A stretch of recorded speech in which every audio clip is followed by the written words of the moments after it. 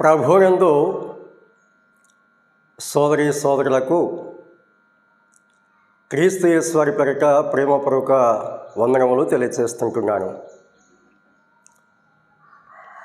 మనము దేవుని పరిశుద్ధ గ్రంథములో సామెతలు 30 అధ్యాయము 18-19 వచనాలు చదువుకుందాం. సామెతలు 30 అధ్యాయము 18-19 వచనాలు చదువుకుందాం. నా బుద్ధికి మించినవి 3 కలవు, నేను గ్రహింపలేనివి 4 కలవు. అవేవనగా అంతరిక్షమున పక్షరాజు జార,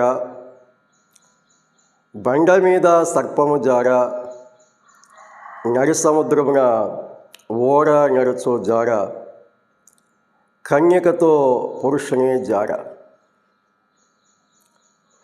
అలాగే లూకా సువార్త 1 అధ్యాయంలో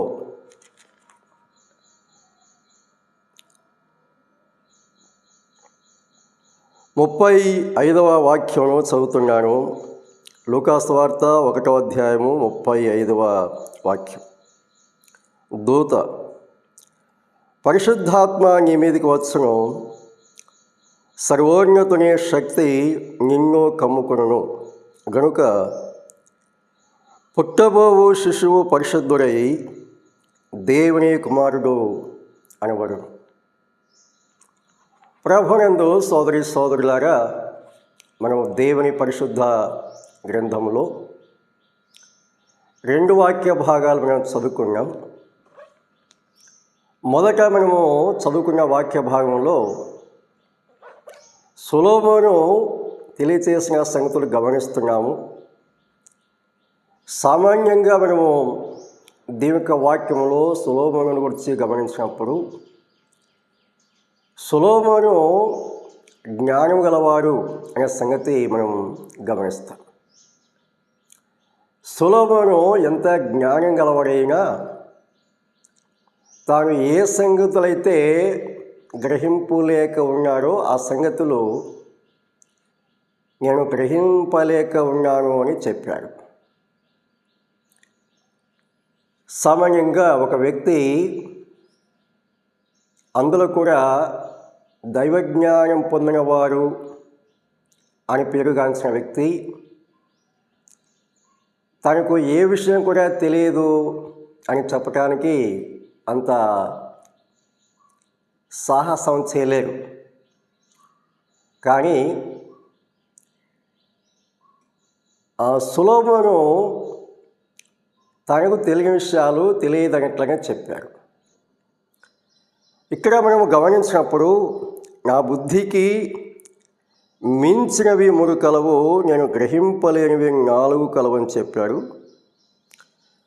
ఆ 3 విషయాలను గురించి ఎటువంటి సంగతులు తెలియచేయలేదు. కానీ ఆ తర్వాత 4 విషయాలని చెప్పాడు కదా, వాటిని గురించి కొంతవరకు ఒక క్లూ ఇచ్చినట్లుగా మనకు ఇక్కడ కనిపిస్తుంది.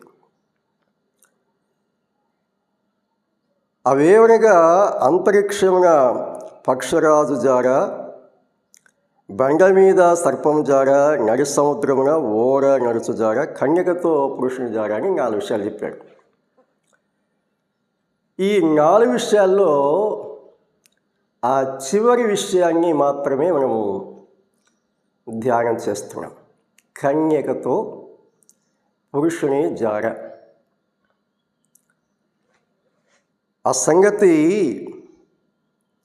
నేను గ్రహింపలేక ఉన్నాను అని సొలొమోను చెప్పాడు. మానవ గ్రహింపుకు అందని సంగతులు దేవుడు తన ఆత్మ ద్వారా సత్యాలు మనకు బోధిస్తేనే కానీ మనం గ్రహించలేము. దేవుని ఆత్మ గ్రహింపు శక్తిని మనకు దయచేసి వాటిని విశదీకరించినప్పుడే మనం గ్రహించగలం. మంచిది.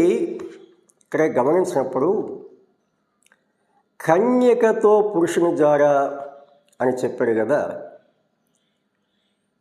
ఈ వాక్య భాగాన్ని 4 విధాలుగా మనం ధ్యానం చేయవచ్చు. మొదటిది, ఇశ్రాయేల్ ప్రజలు కన్యకగా చెప్పబడినారు. పరలోకపు దేవుడు ఇశ్రాయేలు జనాంగంతో వ్యవహరించిన సంగతి మనం దీని వాక్యంలో గమనిస్తాం. అది ఒక విధముగా అనగా ఒక వరుస క్రమంలో మనం ధ్యానించవచ్చు. రెండవదిగా మనం గమనిస్తే, పరిశుద్ధాత్మ దేవుడు కన్యక మరియతో వ్యవహరించిన విధానం, అది రెండవదిగా మనం గమనించవచ్చు. మూడవదిగా, సంఘముతో ప్రభువైన యేసుక్రీస్తు వారు లేక పరిశుద్ధాత్మ దేవుడు కూడా వ్యవహరించిన విధానం మనం గమనించవచ్చు. నాలుగవదిగా, సంఘము పరలోకాన్ని వెళ్ళిన తర్వాత యేసుక్రీస్తు ప్రభువు వారు సంఘముతో ఎటువంటి అన్యోన్య సహవాసం కలిగి ఉంటారు, నిత్యత్వవంతుడిలో సంఘముతో ఆయన ఏ రీతిగా మమేకమై ఉంటారు అనే వరుస క్రమం కూడా ఈ వాక్యంలో మనం ధ్యానించవచ్చు. ఇప్పుడు మనము రెండవదిగా చెప్పుకున్నట్లుగా కన్యక మరియతో పరిశుద్ధాత్మ దేవుడు వ్యవహరించిన విధానం. పరిశుద్ధాత్ముడు కన్యక మరియతో వ్యవహరించినటువంటి ఆ సంగతి కొంతమందికి విడ్డూరంగాను లేక కొంతమందికి గ్రహింపు లేకపోవడం వల్ల అపార్థం చేసుకోవడము, ఇటువంటి సంగతులు మనము సర్వసాధారణంగా వింటూ ఉంటాం. లేక దేవుడు భూలోకంలో ఒక కన్యకతో సంబంధం ఎలా కలిగి ఉంటాడు, దేవుడు కన్యకతో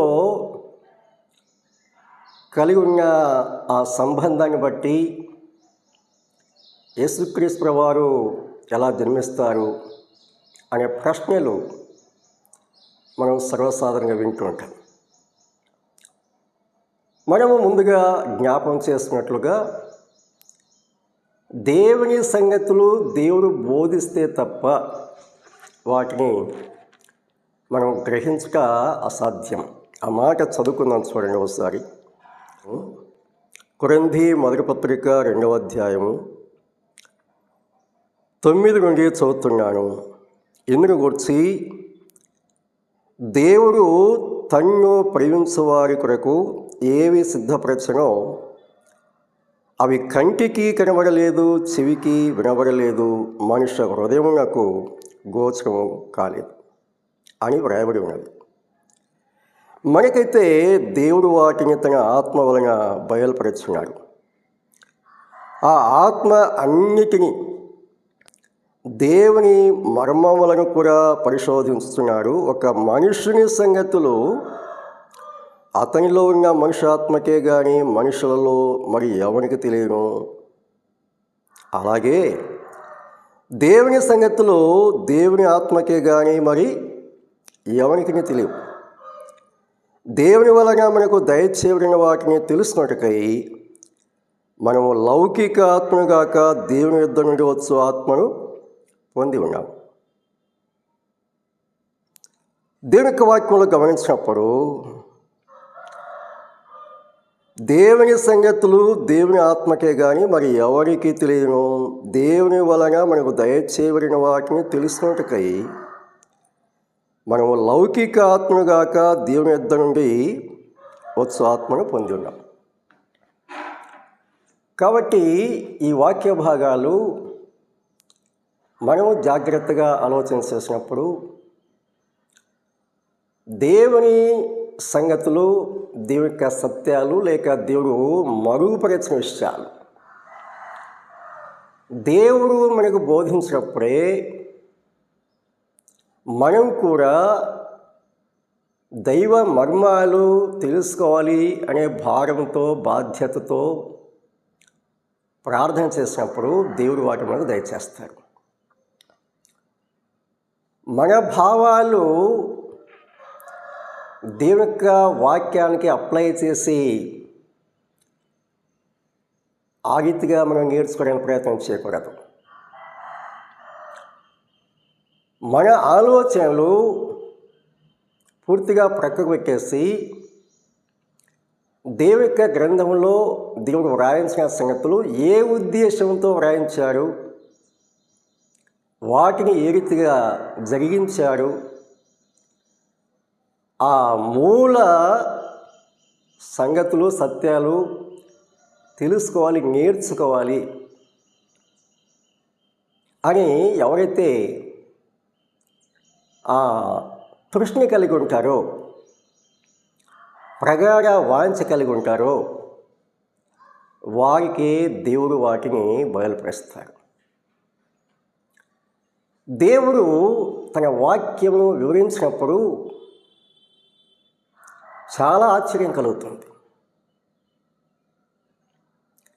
ఈ వాక్యంలో ఇంత సత్యం ఉన్నదా, లేక ఇంత సులభంగా అర్థం చేసుకోగలమా, ఇంతకాలం ఎందుకు గ్రహించలేకపోయాము అనే ఒక ప్రశ్న మనలో తప్పకుండా కలుగుతుంది. ఇప్పుడు మనం ధ్యానిస్తున్న అంశాన్ని గురించి ఆలోచిస్తే, పరిశుద్ధాత్మ శక్తి నిన్ను కమ్ముకొనును. లూకాసు వార్త 1వ అధ్యాయం 26 నుండి మనం గమనిస్తే, పరలోకం నుండి దేవుడు పంపిన గబ్రియేలు దూత మరియతో మాట్లాడుట, మరియా దేవుని యొక్క దూతతో సంభాషించుట మనం చూస్తాం. ఈ ఇరువురి మధ్య జరిగిన సంభాషణ దేవుని యొక్క వాక్యంలో మనం చూస్తాం. చివరిగా దేవుని దూత చెప్పిన సంగతి ఏమిటి మనం గమనించినప్పుడు, పరిశుద్ధాత్మ నీ మీదికి వచ్చును, పరిశుద్ధాత్మ నీ మీదికి వచ్చును, సర్వోన్నతుని శక్తి నిన్ను కమ్ముకొనును.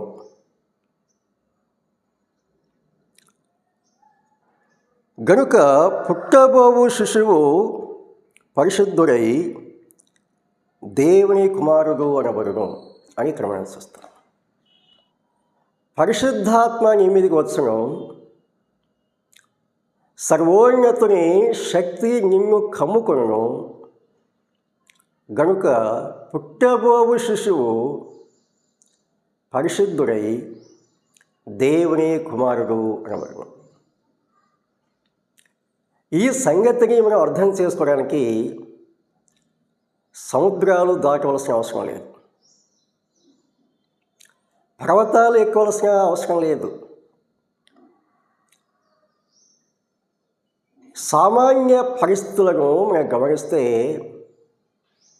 సత్యము సులభంగా అర్థమైపోతుంది.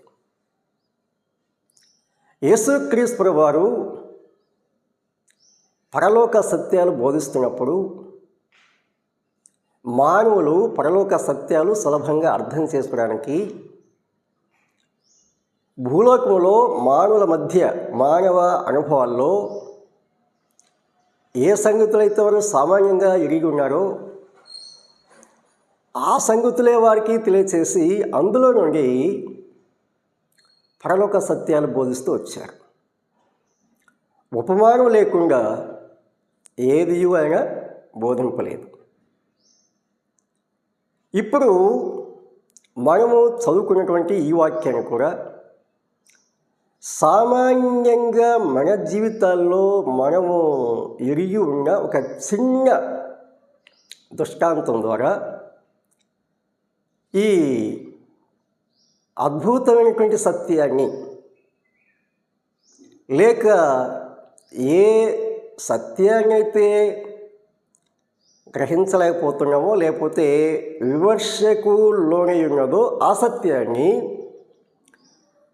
ఒక సామాన్య దృష్టాంతం ద్వారా మనం అతి సులభంగా గ్రహించడానికి దేవుడు అవకాశం కలిగించాడు. ఏంటంటే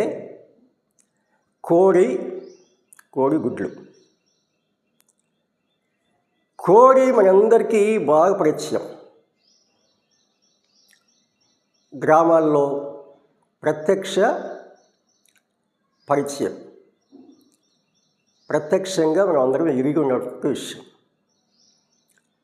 ఈ కోడి ఏం చేస్తుంది? పెట్టకోడి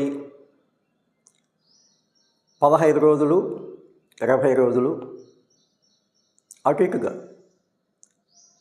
గుడ్లు పెడుతుంది. కొన్ని కోళ్ళు 10 గుడ్లు పెట్టవచ్చు, కొన్ని కోళ్ళు 15 పెట్టవచ్చు, కొన్ని కోళ్ళు 20 కూడా పెట్టవచ్చు. అది వేరే విషయం. గుడ్లు ఏమైనా కావచ్చు. ఈ కోడి గుడ్లు పెట్టిన తర్వాత మనం ఏం చేస్తాము? ఒక బుట్టలో కాస్త పొట్టు వేసి ఆ పొట్టు మీద మనము జాగ్రత్తగా భద్రపరిచిన ఆ కోడిగుడ్లను పెట్టి ఆ కోడి పెట్టెను తీసుకొని వచ్చి ఆ గుడ్ల మీద పెట్టేస్తాం. ఆ కోడి కూడా ఏం చేస్తుంది? ఎప్పుడైతే మనము ఆ గుడ్ల మీద కోడిని పెట్టామో ఆ కోడి ఆ గుడ్ల మీద నెమ్మదిగా కూర్చుంటుంది. ఆ ముక్కుతో గుడ్లను ఇంకా దగ్గరికి సమకూరుస్తుంది. ఆ రెక్కలతో ఆ గుడ్లను కప్పి పెడుతుంది. ఎంతకాలం? 21 రోజులు. చూడండి, దేవుడు కోడికి ఎంత జ్ఞానం ఇచ్చాడు. 21 రోజులు ఆ గుడ్ల మీద పొదిగి ఉంటుంది. ఆహారం కోసం కొద్దిసేపు అలా వెళ్తుంది, నీటి కోసం అలా కొద్దిసేపు వెళ్తుంది, మరలా వచ్చి ఆ గుడ్ల మీద పొదుగుతుంది. 21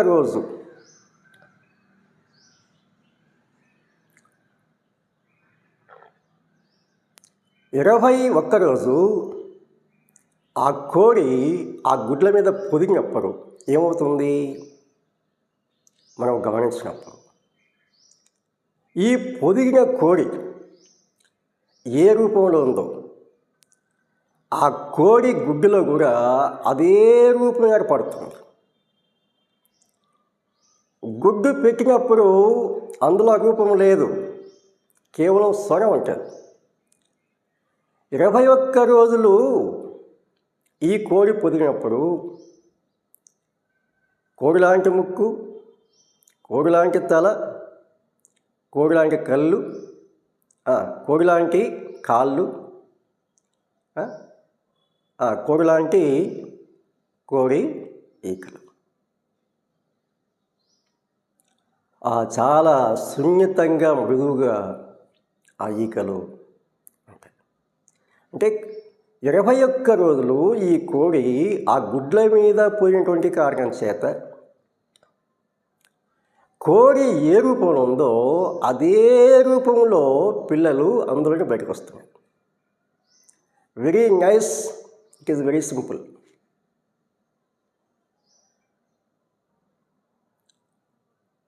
ఇది సామాన్యంగా మనకు తెలిసిన విషయం. పరిశుద్ధాత్మ దేవుడు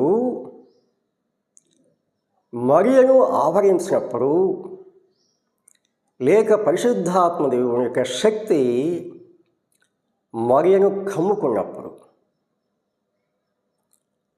జరిగిన ప్రక్రియ ఇదే. అంటే ఎగ్జాంపుల్, కోడి గుడ్ల మీద పొదిగినప్పుడు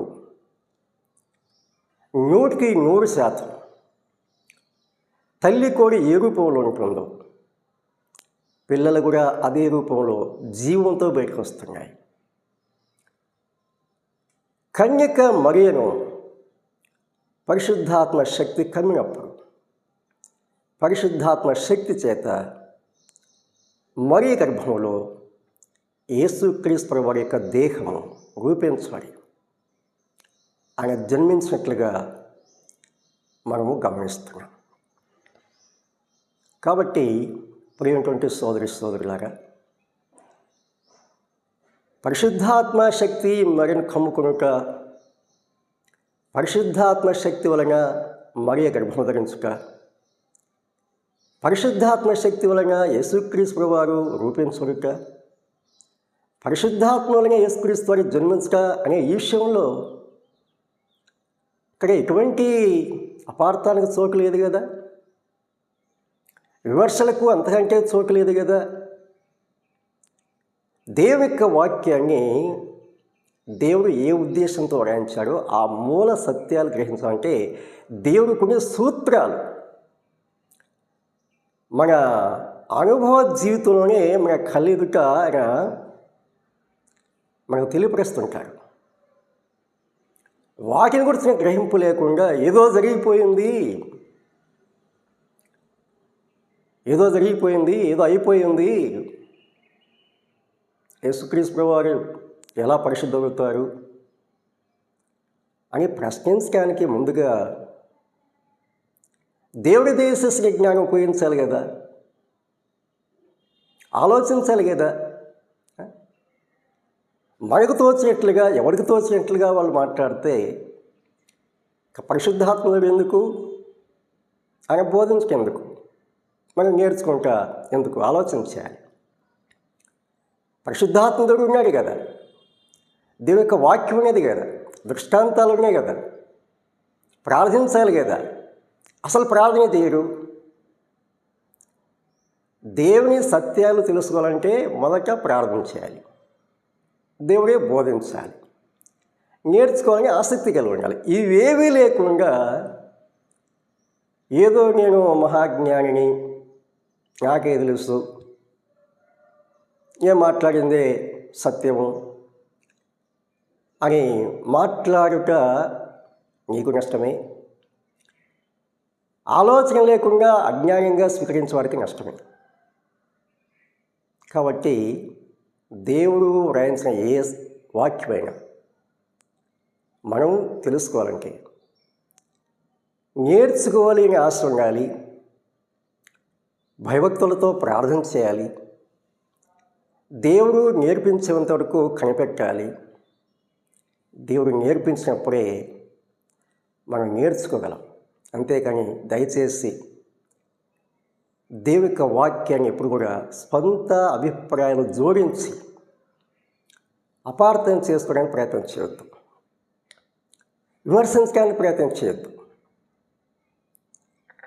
సద్విమర్శ మంచిదే, తప్పు కాదు.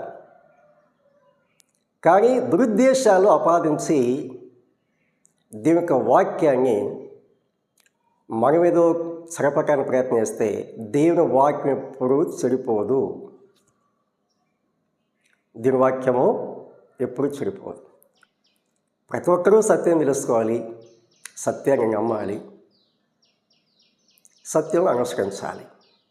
అప్పుడే దేవుడు దీవిస్తాడు.